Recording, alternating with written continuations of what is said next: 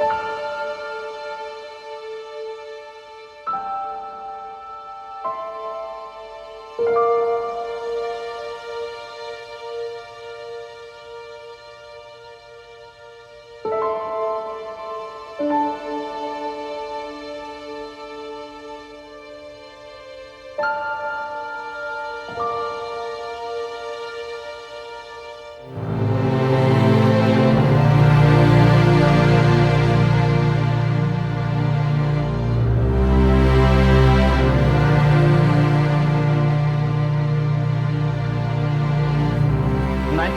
1970, French seminarians of the Séminaire Français in Rome were threatened with being kicked out of the seminary for the simple reason that they wanted to say the rosary and wear the cassock. So they did not accept that, of course, and they asked Archbishop Lefebvre, who at this time was contemplating to retire and live the rest of his life pensioned in Rome. They were asking Archbishop Lefebvre for help. Archbishop Lefebvre was not very convinced at first that he should do that, but however they insisted, especially a certain Monsieur Tissier de Malaret, who is now Bishop Tissier de Malaret, insisted and kept insisting, and together with him another French priest who is now at the moment the second advisor, general advisor to the Society of St. Pius X. So they found a house in Fribourg in Switzerland, and Bishop Henri Charrière of Fribourg, Lausanne, and Sion at the same time gave them an official church blessing to found the society, the priestly society of St. Pius X. And so it was a work of the church, legally, regularly founded by a diocesan bishop in Switzerland. And the society was canonically, therefore canonically means according to the regulations of the Code of Canon Law, canonically erected in 1970. And after a while, Archbishop Lefebvre found the house, which is still the French-speaking main seminary today in Écon, that's in the Rhone Valley in Switzerland, the French-speaking part. And it was about after 1.5 years that Rome found out that they are celebrating the Old Mass and they are teaching all this old stuff with Vatican II wanted to do away with.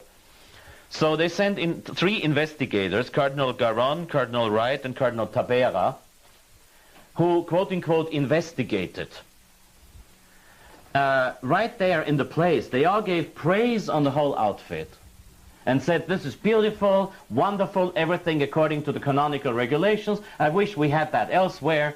Back in Rome, they said the exact contrary, which is typical for conciliar methods. You lie, cheat, and swindle.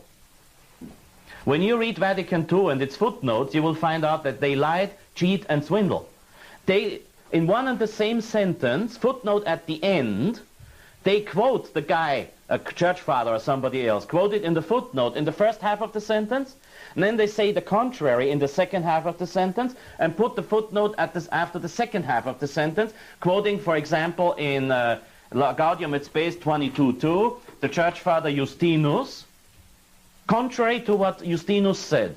This is the method of Vatican II and the Novus Ordo Church, the counterfeit church out there. They reported to Rome that this is not that the seminary in Écon was not according to the standards of Vatican II, etc., etc. You can very well imagine what they said.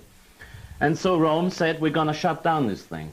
Archbishop Lefebvre, contrary to canon law, never even got a hearing, let alone a cause at the competent church tribunal.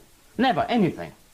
You can read this in detail in one of the books available at the bookstands of the Society of St. Pius X.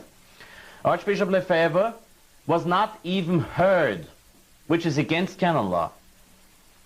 And then the official closed down of the Society of St. Pius X, not by the Pope, but by the Secretary of State, was silently acknowledged by Pope Paul VI, and Archbishop Lefebvre, the person concerned, never had a chance to defend himself.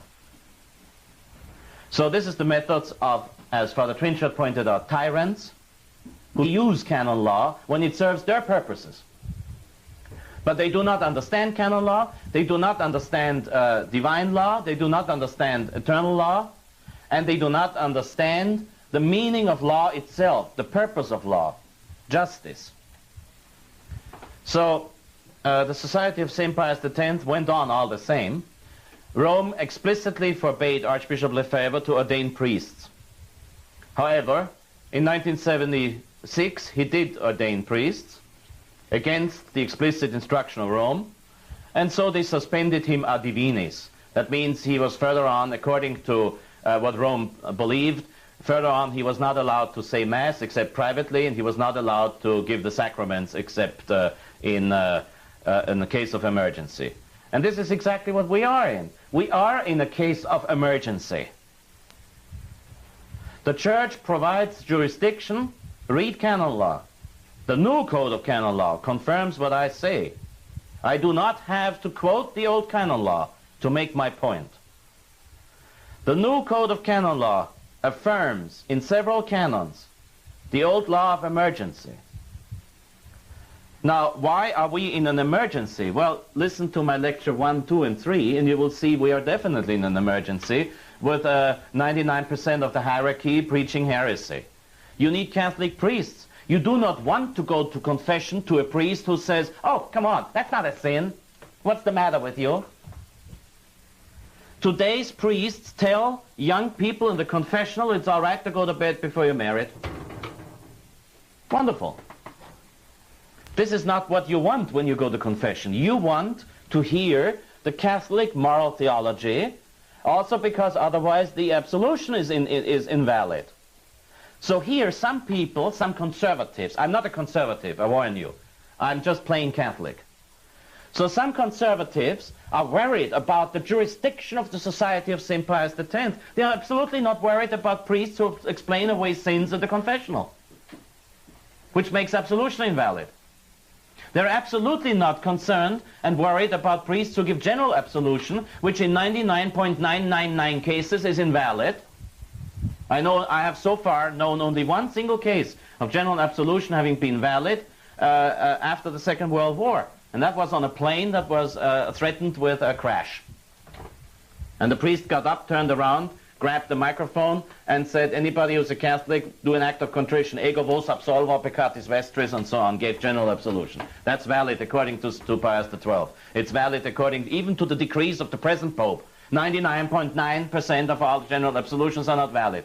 Nobody's hooked up with that problem. The conservatives are always worried about the jurisdiction of St. Pius X. Well, I tell you, the Society of St. Pius X gets the jurisdiction for absolution out of canon law.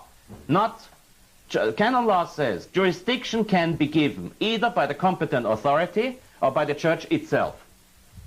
The Church itself gives the jurisdiction for absolution or for marriages, as a matter of fact, in certain cases. I'll give you one example. A priest on a ship has all faculties automatically. Sure, he's the only one who can be approached for confession. I mean, if you commit a mortal sin on a cruiser, and that's very easy with the temptations out there, you don't want to die, you don't want to go to hell in case you die the next day or the ship sinks. So you might want a priest to confess to. This priest usually does not have the faculties of confession out there on the ship, because there's no bishop around who would give him the faculty. So the Church gives the faculties. And in any case of emergency, not just in the case of danger of death. See, canon law speaks about the danger of death, but it speaks about emergencies. It does not exclude other emergencies, because canon law is never exclusive without explicitly saying so. That's one of the first canons in the book. So the Society of St. Pius X has jurisdiction simply for the fact that there are no other Catholic priests around, or not enough. You're not, as a Catholic, you are not under the obligation to take a plane into another city in this country to be able to find a Catholic priest for confessing, you want to confess to. That would be ridiculous. The Church is never ridiculous, because canon law can never be above the highest law of the Church, Canon 1725 of the New Code of Canon Law. Suprema lex ecclesiae salus animarum. The highest law of the Church is the salvation of souls. It is absolutely and positively and definitely against the salvation of souls if you are forced to confess to a heretical priest, to a priest who speaks heresy in the sermons, who celebrates the Novus Ordo Missa, which is illicit and against divine law, and who gives the sacraments in the Novus Ordo, which is illicit and against divine law. You don't want to confess to this priest. So canon law cannot be above divine law. That's absurd. And Archbishop Lefebvre knew that, and this is why he was going on. And he went on, and then he didn't get younger. So by the time it was 1988, Archbishop Lefebvre was already 83 years old. Now that's about usually the time to say goodbye to this world. Now Archbishop Lefebvre knew the moment he was dead, nobody, no bishop, not a single one, would be willing to ordain young men to be Catholic priests. What does it mean, Catholic priests? Now, rest assured, I know the situation in seminaries all over the world, diocesan seminaries, very well. I could give you an explicit description of what is going on in modern seminaries, but I can't because there's ladies present. I'm not joking. I could not possibly, in front of a present lady, tell you what is going on in new seminaries, but take an educated guess on several perversions of the Sixth Commandment. There is no way a Novus Ordo bishop, and except for, at the moment, 5, 6 bishops at the moment, all others are Novus Ordo bishops and are not willing to ordain a young man who refuses Vatican II, refer to my yesterday's lecture, and who refuses the Novus Ordo Missa, refer to my lecture on Friday. So you cannot become a Catholic priest if you accept Vatican II. I proved this yesterday. You cannot be a Catholic priest if you celebrate the Novus Ordo. I proved this yesterday, the day before yesterday. So we were in a situation in 1988, and this is before the Fraternity of St. Peter and the Institute of Christ the King and similar organizations came about, mind you. We were in a situation that there were 2 bishops in the whole world who were willing to ordain young men who refused Vatican II and the Novus Ordo. The moment Archbishop Lefebvre realized that if he did not ordain bishops, if he did not consecrate the bishops, apparently against the will of the Pope, I say apparently, I will explain later, there would be nobody left. And he was dead right on the spot because both Archbishop Lefebvre and Bishop Castro Mayo died in 1991, 3 years after. He had more than reasons enough to distrust Rome. There is the famous story of the paper that Archbishop Lefebvre signed the 5th of May, 1988, 2 months before the episcopal consecrations. In this paper, which is usually presented by the Vatican as an agreement, another lie. It was not an agreement, but the protocol of a conversation, a discussion. So when Archbishop Lefebvre, on the 5th of May, signed the protocol, he signed a protocol. That's what it was, a protocol, not an agreement. And still he had to take back his signature later on because, now in this protocol, they discussed the possibilities of having an organization with the blessing of the Holy See to keep a traditional seminary and the traditional rite of Mass going as an exceptional thing, so to speak, as if the Novus Ordo Missa was ever a rite of the Church, which is another lie. The Novus Ordo Missa is not a work of the Church. It has no blessing from the Church, and it is against divine law. I proved this. So the true rite of the Latin Roman Church, the Catholic Church of the Latin Roman Rite, is the old Mass canonized forever by St. Pius V in 1570 with his decree Quo Primum, which you will be able to read in Father Trinchard's book. And so they had no right to give an exceptional permission. They should have done the opposite, done away with the new rite and got the old rite back. However, they offered Archbishop Lefebvre an organization of pontifical rite headed by a commission of 7 members. And now get this. By a commission of 7 members. Who would the 7 members have been? 5 chosen by the Vatican. The 6th one would have been the one bishop. They would have ordained for that purpose, the very one bishop. And the 7th would have been a member chosen by the Society of St. Pius X. We live in a democratic, well, I don't, but the Novus Ordo people live in a democratic church. Now get this, 5 against 2. And the bishop here would have been chosen by Rome, so 6 against 1. It would have been a lot more honest to tell Archbishop Lefebvre, listen, we will not give you a bishop, we will put you under pontifical right, but we will decide what will go on. And the future, in 1988 it was future, and the future was to prove what Archbishop Lefebvre suspected. Because the Fraternity of St. Peter was promised a bishop. I can't see a bishop given to the Fraternity of St. Peter's yet, and we are almost 10 years after that. The indult masses, like in Providence, Rhode Island, the indult mass, the priest has to give communion in the hand or he's not allowed to celebrate the mass there. Monsignor Perl, who is the in charge, the secretary of the Commission Ecclesia Dei, he asked the indult people in Vienna, Austria, said, why don't you give communion in the hand? It would make everything so much easier. This is what Archbishop Lefebvre predicted in 1988. So when he found out, he went back to Rome, he asked Cardinal Ratzinger, when are you going to give me this bishop? I'm not going to live for long anymore. And Cardinal Ratzinger said, oh, I can't give you a date. I can't give you an exact date.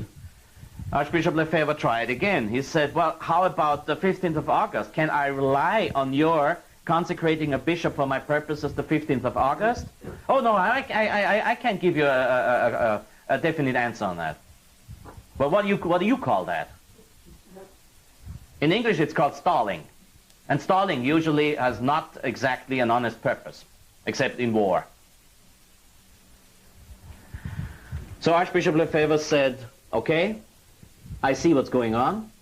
Emergency applies. Emergency is there. We have a case of emergency. The rules for self-defense, the rules for defense apply. And the 30th of June, 1988, he consecrated 4 bishops. And Archbishop Lefebvre realized he needed 4 bishops because by 1988, his organization was worldwide. And he has a bishop in Argentina, and he has a bishop in the United States, Bishop Williamson in Winona, the local seminary. He has a bishop in Switzerland, who is now the Secretary General. And he has a second bishop in Switzerland, Monsignor Tessier de Malaret, whom I mentioned before. And those 2 bishops in Switzerland are not always in Switzerland because they have to do an awful lot of traveling all over the world. Last time I met Fillet, he had just been coming back from somewhere, I remember not, yes, the Philippines. So these 4 bishops, thank God they're young, but these 4 bishops are under a constant stress, they're in constant traveling, and I thank the Lord we have 6 bishops now because there's the 5th one, Monsignor Rangel in the Diocese of Campos in Brazil, which would be a story for another lecture. And Monsignor Lasso, a retired bishop from the Philippines, God bless him, who has joined the Society of St. Pius X. This emergency, which can easily be proven in canon law, this emergency caused Rome to found a new organization, the Fraternity of St. Peter. Some of the priests, most of them, by the way, not in disagreement with the consecrations, the episcopal consecrations, that's another one of those tiny little dishonesties, or deviations from truth, or as you put it in politically correct speak, untruth. Most of them didn't leave the Society of St. Pius X because they were against the episcopal consecrations, but because they wanted to leave anyway. So then now they had a new chance. And the Fraternity of St. Peter was founded for the only and exclusive purpose to get people away from the Society of St. Pius X. Ain't that nice?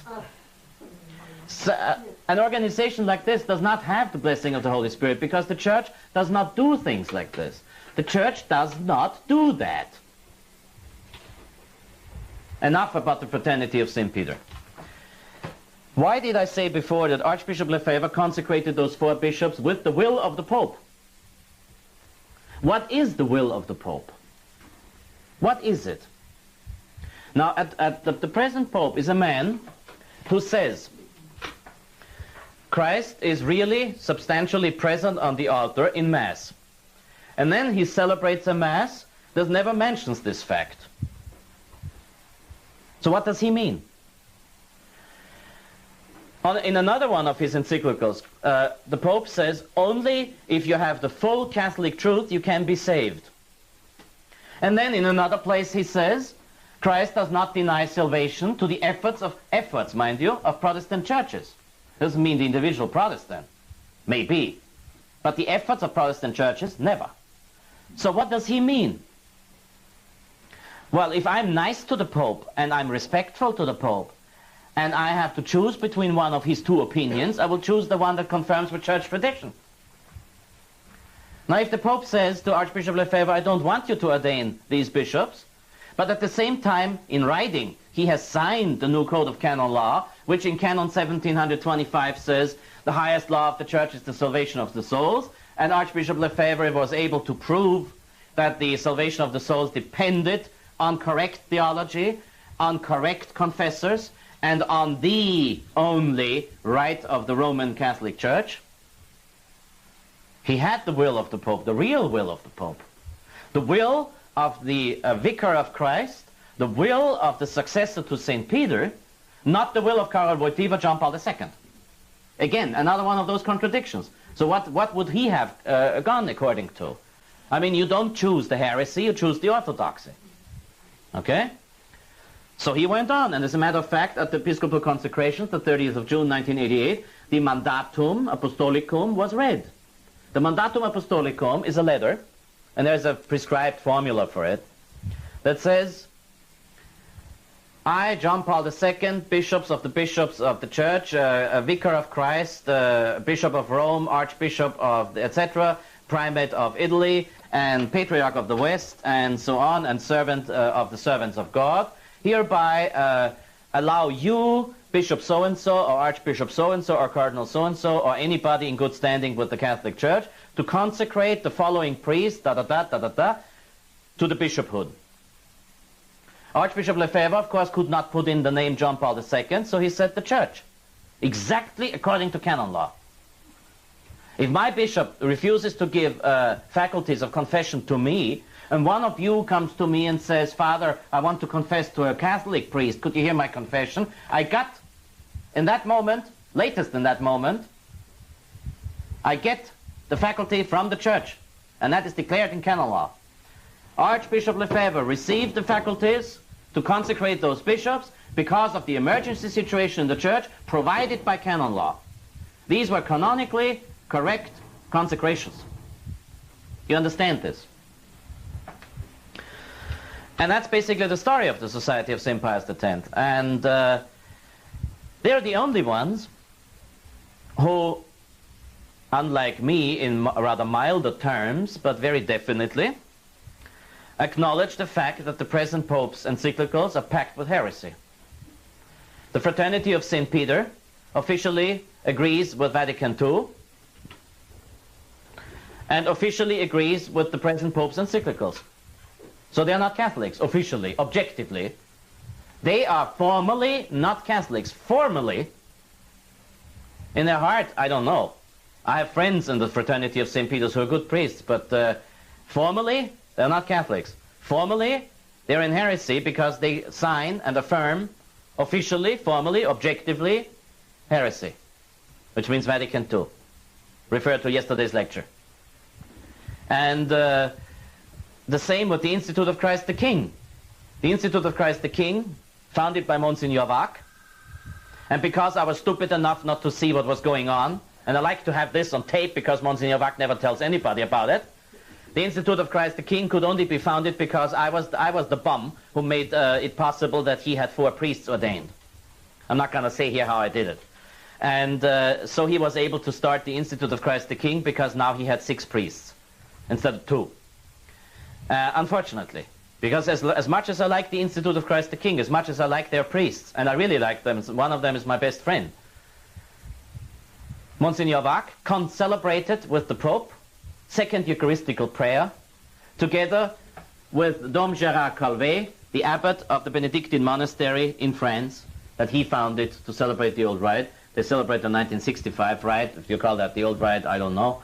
And both of them celebrated with the Pope, something which in the old liturgy you had only at episcopal consecrations, and in quite a different form of today. They both celebrated with the Pope, second Eucharistical prayer. I have seen the picture. So you know what's going on. You cannot say that the Novus Ordo is against divine law and then celebrate it for diplomatical reasons. Either you mistakenly say this is the liturgy of the church, then you might as well celebrate it, or you say what I say, it's against divine law, and that's the reason why I'm not celebrating it, then you can also not do it for diplomatical reasons. And if they do not say, if the Fraternity of St. Peter and if the Institute of Christ the King do not say that the Novus Ordo is against divine law, then why do they celebrate the old Mass? Because it's more beautiful? Okay, they're running a museum. Anybody who receives his faculties and his blessings from Ecclesia Dei, except for useful purposes. I got the decree of Ecclesia Dei here. Now this is on tape and they might take it back, but I'm deadly afraid of this. Here's the decree of the Ecclesia Dei Commission that allows me to celebrate Mass privately in the Old Rite. But sometimes it's useful. I don't believe in this. It's null and void, but sometimes it's useful. And if they want to take it back, let them take it back, okay? I got my travel luggage altar. The reason why I mention the Fraternity of St. Peter and the Institute of Christ the King is not to put them down, especially not the members. Monsignor Wack, the founder of the Institute of Christ the King, is a friend of mine for now 18 or 19 years. And some of the priests of the Institute are friends of mine, some of the priests in the Fraternity of St. Peter are friends of mine. Friendship usually is, especially among men, something that does not necessarily concern religion and politics. With me, a lot more politics than religion. So I have Episcopalian friends and I love them. The reason why I mention them is to explain to you why I want you, if it is possible, to go to the Masses of St. Pius X.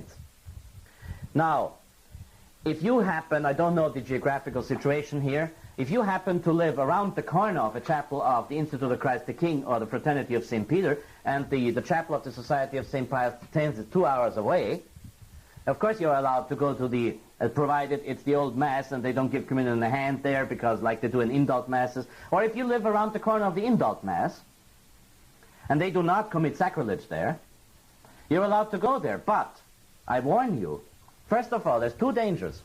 First of all, in their sermons, you cannot be sure you will get the doctrine of the Church. Now, with the Society of St. Pius X, even if a sermon there might be incredibly boring, it will never be against the doctrine of the Church. With the indult Mass and the Fraternity of St. Peter, there's a probability that they will tell you the truth, but you don't know. And there's another thing. When you go to communion with the Society of St. Pius X, you definitely know that the little hosts distributed to you were consecrated by one of the priests of the Society of St. Pius X within the old Mass. With the indult Mass, you might get the host that some liberal, hippie 1968 generation priest celebrate in an invalid celebration attempted to consecrate. So they're only cookies, crackers. With the Fraternity of St. Peter, you can go to communion without hesitation. Because if it's their own chapel, if they are not just borrowing the chapel, if they have their own chapel, then it's only them who celebrate there, so the Blessed Sacrament is valid. However, you have to be careful.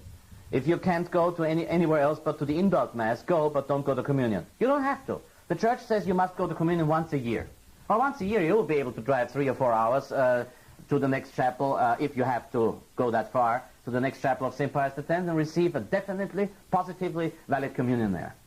See, the thing is, I'm not saying that 99.9% of the churches or parishes in this country do not celebrate Mass anymore, do not have the Blessed Sacrament of the Tabernacle anymore. I do not say that. I only say one thing, which Pope Innocent III said. You always must. Now this is official church doctrine. You always must adapt the safer course. You are not allowed to take chances with the sacraments. You're not allowed to. If you take chances with the sacraments, you're in sin. So if you don't know about the validity, stay away from communion. You don't have to. That's one of the greatest mistakes in our days. I don't see people going to confession, but I always see them going to communion. Either they're all very, very, very, very holy, or they don't care. And it's a mistake to think that you have to go to communion in any case. And don't make the mistake a religious sister recently made in my presence saying, "Oh, Father, but I have a problem. I have to go to communion, otherwise all the sisters will see that I do not go to communion." I said, that's very easy. Grab a sandwich 5 minutes before Mass and let them say you do it. What are they concerned with? What the others think or say, or what at the Last Judgment will be said to them? Don't worry. Go to the Society of St. Pius X as much as possible, and if this is really too much for you, because you would have to go too far, or if the roads are, well, there won't be much ice here in winter in Louisiana, but in New England there is. I repeat what I said in one of the other lectures because it's of extreme importance. The third commandment does not say you have to go to Mass. The third commandment says you have to keep the Sunday holy. Actually, it says the Sabbath, but, the Sunday.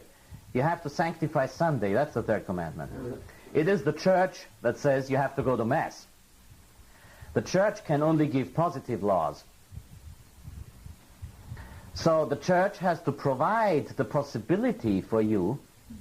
It is the church's duty to make sure you can go to Sunday Mass.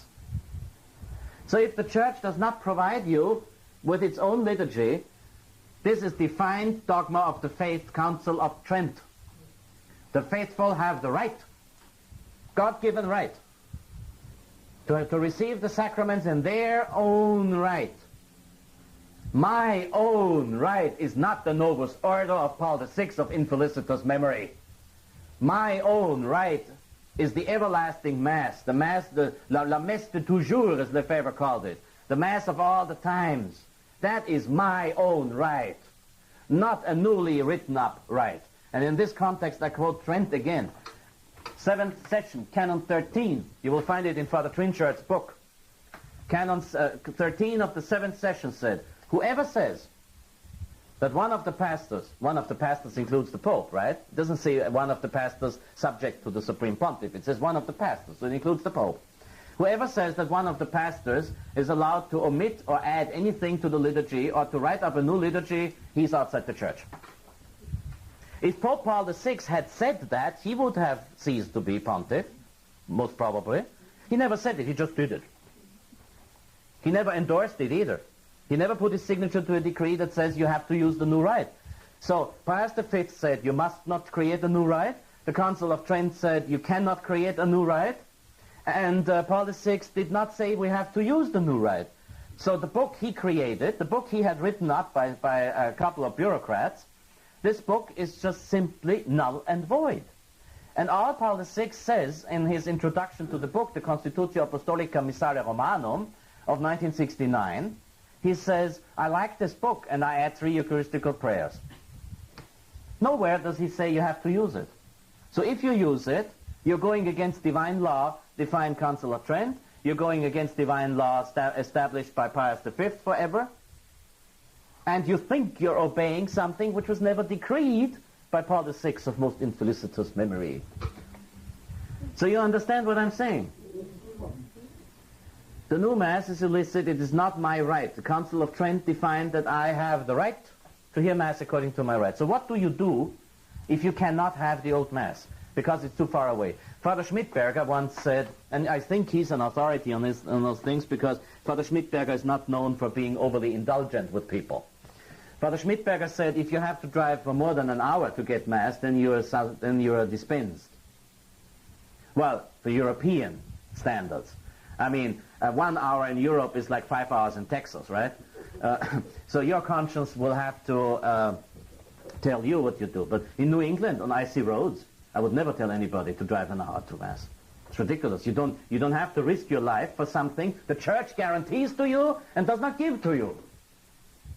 You are not obliged to risk your life for that. Absolutely not.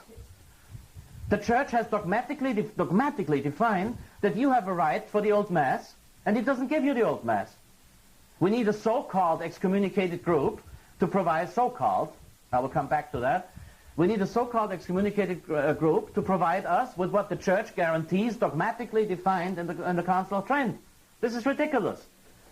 So you will hopefully not misunderstand when I'm said you are dispensed, when it is sub gravi incommodo, as the Church says, under grave incommodity. What do you do in that case? Well, you sit home and you say an additional rosary to the rosaries you usually say. Oh, please don't give me the cheap thing, like you say a rosary every day and then you say one on Sunday instead of going to Mass. I mean, you have to understand that you will have to do a little bit more on Sundays to sanctify Sunday. If you are among the good and wonderful people who say the daily rosary, then please say a second or third one on Sunday. And take your Sunday Missal and read the Mass. You don't have to read the entire Mass. It's one of those mistakes people who want to celebrate with a priest like me who celebrates Mass in 20 minutes, and then they can't keep up, and afterwards they say, Father, I couldn't follow you. And I say, what's the matter with you? You want to celebrate? Read the reading of the Gospel and pray. In the old days, you didn't have a Missal to follow Mass. The priest would tell you, say a rosary, or he would hand you a book with a Mass devotion. So don't pretend you have to understand every prayer. You don't understand it anyway. And don't think that you have to follow the priest with every single line he says. But at home, if you don't get to Mass, take your time for reading the Missal. God will accept it as your Sunday duty to be fulfilled. Naturally. A nurse in the hospital who's got 12 hours service there can't go to Mass. And somebody who's lying in the hospital, in bed, can't go to Mass. But he has to sanctify Sunday, and if it is only in intention, he has to sanctify Sunday. Because God himself cannot dispense from the third commandment.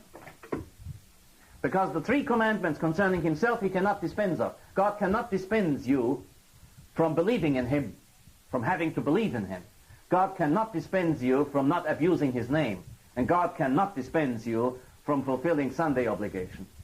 But if the Church does not give you the possibility of fulfilling your Sunday obligation the way the Church wants it, then it's the Church's fault that you can't do it, and not yours. And now, as far as the excommunication is concerned, well, I told you that Archbishop Lefebvre was indeed, in reality, following the official, formal, according to Church tradition, established will of the Supreme Pontiff.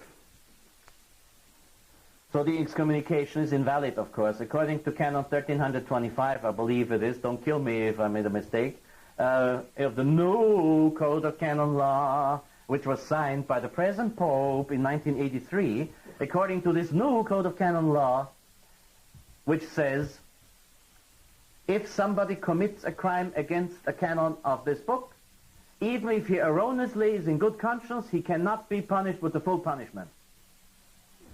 So the excommunication provided by Canon, forgot which one, for illegal and illicit episcopal consecrations does not apply, period. And Cardinal Ratzinger said so. And recently at the Gregorian University in Rome, a doctoral thesis was accepted with the highest mark that proved this to be a fact. So the only one who is still saying that Archbishop Lefebvre is excommunicated is the Fraternity of St. Peter, needless to say. And the indult people. Cardinal Ratzinger doesn't say it. The Pope privately doesn't say it. He's not honest enough to come out in public against his fraudulent decree of 1988, to which I will come back. And the Gregorian University, right under the eyes of the Pope, accepts a doctoral dissertation on the subject, saying that Archbishop Lefebvre is not excommunicated. And recently, Cardinal Ratzinger was asked by a pious lady in Germany if why the congregation, why the Secretariat for the non-Catholic religions does not extend its ecumenical activities towards the Society of St. Pius X. Cardinal Ratzinger, in writing, answered in writing, the Society of St. Pius X is not outside the Church, it is only disobedient, which of course we know it is not. We know they are not disobedient. But Cardinal Ratzinger put in writing that the Society of St. Pius X is not outside the Church. He dares to contradict his Pope, who in 1988 in the document Ecclesia Dei 3 times says they're outside the church. So who's right again? Well, this is the thing with the Novus Ordo Conciliar Church of the New Advent, as the Pope calls it. I would have never dreamed up this term. The Church of the New Advent is fraudulent. And the document Ecclesia Dei, not only, as I pointed out in one of my previous lectures, is heretical against the dogmatic Constitution Dei Filius of the First Vatican Council on the tradition of the Church, quoting Dei Verbum number 8 of Vatican II, which gives an erroneous interpretation of tradition. It is also fraudulent as far as canon law is concerned, because it just does not mention the necessary canons, which explain that Archbishop Lefebvre, the 4 bishops who he consecrated, and the co-consecrator, Bishop Castromayor, thank you, never were excommunicated. So I cannot call the Pope a liar, because I do not know if he deliberately lies. I can definitely call him an ignorant of canon law. That's not a sin. I have to presume in charity that he did not deliberately lie. In this case, I have to conclude the guy doesn't know his own canon law. Sorry. But Ecclesia Dei proves what I say. The Pope does not know his own canon law. And this has been proven. If you want to read the 600 or 700 pages Father Mary of the Archdiocese of New York presented as his doctoral dissertation, then just call the Archdiocese of New York. They will provide a photocopy. And so I think I have pretty much explained the situation of the Society of St. Pius X. I should, almost as a gag to this, as a joke, add what happened when Bishop, what's his name, Ferrerio or something like this, of Hawaii. The Bishop of Hawaii. Well, who cares what his name is? The Bishop of Hawaii, there's a Catholic group there who wanted Bishop Fillet to come over to give confirmation to their children. So the local Bishop of Hawaii excommunicated them. Well, with Rome, of course, not being the fastest ever, it needed some 2.5 years, but then Rome took the excommunication back and told Bishop Ferrerio, whatever he's called, of Hawaii, sorry, pal, you cannot excommunicate them because they're not outside the church. He said, you can suspend them. Fine. This is a disciplinary, not a theological punishment. And that's bad enough. But just to show you, Rome does not know where they stand. But unless I can tell you one thing, I know where I stand. Thank God. Thank you. Cheers.